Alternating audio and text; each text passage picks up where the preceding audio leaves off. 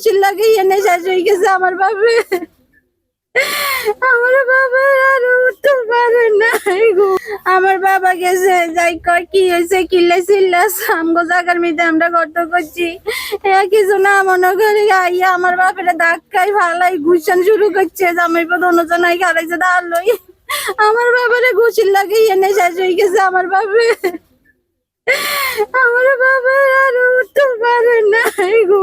ওনার জায়গা থেকে উনি মাটি কাটতেছে, তো বারেকের তো এখানে সীমানার লগে ওনার সীমানার থেকে দূরে আছে, তারপরে সীমার ডিঙ্গি আসি এসে মারামারি করছে, মারামারি করি এখান থেকে ঘুষে ওইদিকে নিয়ে গেছে, নিয়ে তারপরে তার এক পর্যায়ে পড়ে যায় সে মারা গেছে, এখানে মারা গেছে।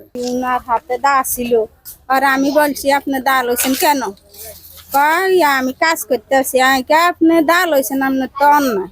আর দা হালাই দিছে, হালাই দিয়ে আমার বাইরে দাগ খাইতে দা ঘুষেতে ওইখানে নিয়ে পালাইছে। এক জায়গায় জুতায় দুইখানে পড়ে আমার ভাই লগে লগে সোজা হয়ে গেছে। আর ব্যাকে ধরাধরি করে নি ডাক্তার আসলে রাইফুল হয়ে গেছে।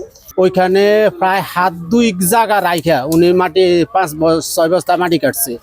তারপরে এখানে তর্ক বিতর্ক করে বারেক মিয়া উনারে ঘুষি দিছে, ঘুষি দিয়ে এখানে ফালাই দিছে, 4-5 হাত দূরে ফালাই দিছে, ফালাই দিয়ে উনি ঘটনাস্থলে সোজা হয়ে গেছে।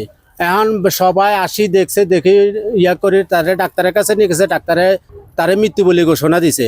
আমরা সুস্থ তদন্ত অনুযায়ী আমরা এর বিচার চাই, ফাঁসির বদলে ফাঁসি চাই।